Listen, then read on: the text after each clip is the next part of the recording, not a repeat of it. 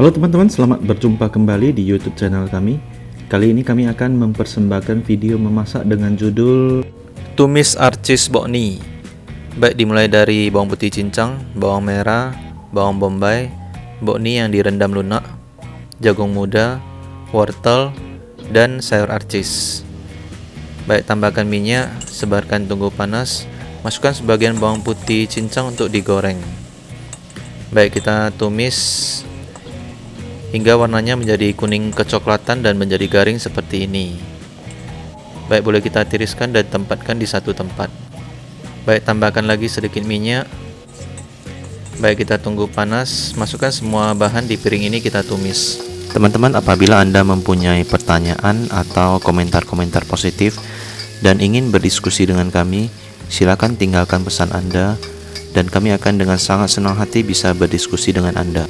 Baik, setelah layu dan wangi keluar, masukkan wortel dan jagung muda, bokni, kemudian sayur arcis kita tumis sesaat. Teman-teman, apabila Anda berkenan, boleh bantu subscribe channel kami dan mendukung kami terutama di bagian watch time ataupun durasi menonton, agar channel kami bisa lebih berkembang dan kita lebih bersemangat untuk membuat lebih banyak video-video baru. Baik, setelah bahan sayuran tertumis sesaat, tambahkan air seperti ini. Baik, kira-kira seperti ini. Kemudian kita akan tutup tidak lebih dari 2 menit agar sayur arcisnya tidak menguning. Baik, sudah mendidih, kita aduk sebentar. Tambahkan garam, kecap ikan,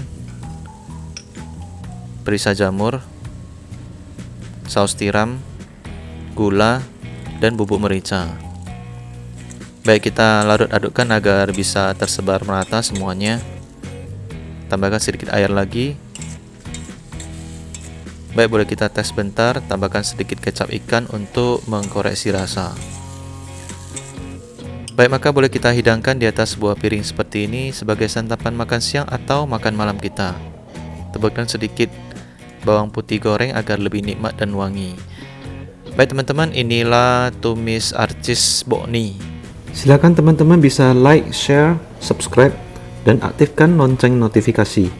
Sampai berjumpa kembali, salam sukses dan terima kasih.